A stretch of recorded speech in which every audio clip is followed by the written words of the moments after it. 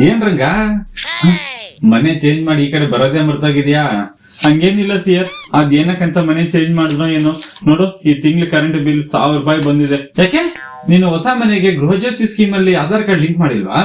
ಇಲ್ಲ, ನನ್ನ ಹಳೆ ಮನೆಯ ಕರೆಂಟ್ ಬಿಲ್ ಗೆ ನನ್ನ ಆಧಾರ್ ಕಾರ್ಡ್ ಲಿಂಕ್ ಮಾಡಿದೀನಿ. ಅದು ಡಿಲಿಂಕ್ ಮಾಡಿ ಮತ್ತೆ ಹೊಸ ಮನೆಗೆ ಲಿಂಕ್ ಮಾಡ್ಬೇಕಂತಲ್ವಾ? ಹೌದು, ಅದಂಗೆ ಮಾಡ್ಬೇಕಲ್ಲ. ಅದೆಲ್ಲ ನನ್ಗೆ ಗೊತ್ತಿಲ್ಲ ಸಿಯರ್, ಸ್ವಲ್ಪ ಚೂರು ಹೇಳ್ಕೊಡ್ತೀಯ ಅದ್ ಹೆಂಗಂತ? ಅಷ್ಟೇನಾ? ಲಿಂಕ್ ಮಾಡೋದಂದ್ರೆ ಕಷ್ಟ, ಡಿಲಿಂಕ್ ಮಾಡೋದು ಎಷ್ಟೊತ್ತು? 2 ನಿಮಿಷದಲ್ಲಿ ಹೇಳ್ಕೊಡ್ತೀನಿ, ಹಂಗೆ ಫಾಲೋ ಮಾಡಿ ನೀನೇ ಡಿಲಿಂಕ್ ಮಾಡ್ಕೋಬಹುದು. ನೀವ್ ಏನಾದ್ರೂ ಮನೆ ಚೇಂಜ್ ಮಾಡಿದ್ರೆ ಅಥವಾ ನಿಮ್ಮ ಆಧಾರ್ ಕಾರ್ಡ್ ಬೇರೆ ಯಾವ್ದೋ ಕರೆಂಟ್ ಬಿಲ್ ಗೆ ಲಿಂಕ್ ಆಗೋಗಿದ್ರೆ ಅಥವಾ ನೀವು ಏನಾದ್ರೂ ಈ ಗೃಹಜ್ಯೋತಿ ಸ್ಕೀಮ್ ನಮ್ಗೆ ಬೇಡ ಅಂತ ನೀವು ನಿಮ್ಮ ಆಧಾರ್ ಕಾರ್ಡ್ ನ ಡಿಲಿಂಕ್ ಮಾಡ್ಬೇಕು ಅಂದ್ರೆ ಈ ಪ್ರೊಸೀಜರ್ ನ ನೀವು ಫಾಲೋ ಮಾಡಬಹುದು.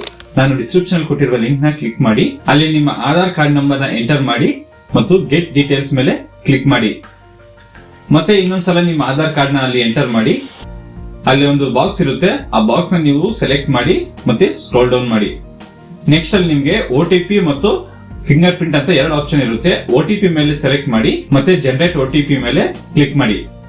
ನಿಮ್ಮ ಆಧಾರ್ ಕಾರ್ಡ್ ಗೆ ಲಿಂಕ್ ಆಗಿರುವ ಮೊಬೈಲ್ ನಂಬರ್ ಗೆ ಒಂದು OTP ಬರುತ್ತೆ, ಆ OTP ನಲ್ಲಿ ಎಂಟರ್ ಮಾಡಿ ಮತ್ತು ಸಬ್ಮಿಟ್ ಕ್ಲಿಕ್ ಮಾಡಿ.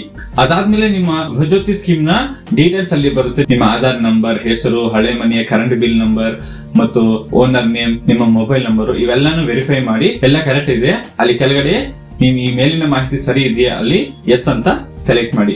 ನೆಕ್ಸ್ಟ್ ಸ್ಟೆಪ್, ನೀವು ಯಾವ ಕಾರಣಕ್ಕೆ ಡಿಲಿಂಕ್ ಮಾಡ್ತಾ ಇದ್ರ ಅಂತ ಲಿಂಕ್ ದ ಹೌಸ್ ಅಥವಾ ಗೃಹಜ್ಯೋತಿ ಸ್ಕೀಮ್ ಬೇಡ ಅಂದ್ರೆ ಲಿಂಕ್ ದ ಹೌಸ್ ಅಂತ ಫಸ್ಟ್ ಆಪ್ಷನ್ ಸೆಲೆಕ್ಟ್ ಮಾಡ್ತಾ ಇದ್ದೀವಿ. ಮತ್ತೆ ಅಲ್ಲಿ ಕೆಳಗಡೆ ಇನ್ನೊಂದು ಬಾಕ್ಸ್ ಇರುತ್ತೆ, ಅಲ್ಲಿ ಸೆಲೆಕ್ಟ್ ಮಾಡಿ ಮತ್ತು ನೀವು ಸಬ್ಮಿಟ್ ಮಾಡಿ. ಅಷ್ಟೇ, ನಿಮ್ಮ ಆಧಾರ್ ಕಾರ್ಡ್ ಹಳೆ ಮನೆಯ ಕರೆಂಟ್ ಬಿಲ್ ಗೆ ವಿತಿನ್ 1-2 ದಿನದಲ್ಲಿ ಡಿಲಿಂಕ್ ಆಗೋಗ್ಬಿಡುತ್ತೆ. ಮತ್ತೆ ನೀವು ಹೊಸ ಮನೆಯ ಕರೆಂಟ್ ಬಿಲ್ ಗೆ ನಿಮ್ಮ ಆಧಾರ್ ಕಾರ್ಡ್ ಅನ್ನು ಲಿಂಕ್ ಮಾಡ್ಕೋಬಹುದು. ಆ ಲಿಂಕ್ ಮಾಡಲು ನಾನು ಅದಕ್ಕೆ ಕೆಳಗಡೆ ಡಿಸ್ಕ್ರಿಪ್ಷನ್ ಅಲ್ಲಿ ಇನ್ನೊಂದು ಕೊಟ್ಟಿರ್ತೀನಿ, ಅದನ್ನು ನೀವು ಕ್ಲಿಕ್ ಮಾಡಿ ನೀವು ಲಿಂಕ್ ಮಾಡ್ಕೋಬಹುದು. ಈ ಯೂಸ್ಫುಲ್ ಇನ್ಫಾರ್ಮೇಶನ್ ನಿಮಗೆ ಹೆಲ್ಪ್ ಆಗಿದ್ರೆ ನಿಮ್ಮ ಫ್ಯಾಮಿಲಿ ಮತ್ತು ಫ್ರೆಂಡ್ಸ್ ಈ ವಿಡಿಯೋನ ಶೇರ್ ಮಾಡಿ ಮತ್ತು ಲೈಕ್ ಮತ್ತು ಸಬ್ಸ್ಕ್ರೈಬ್ ಮಾಡ್ಕೊಳ್ಳಿ. ಮತ್ತೆ ಸಿಗೋಣ, ಬಾಯ್.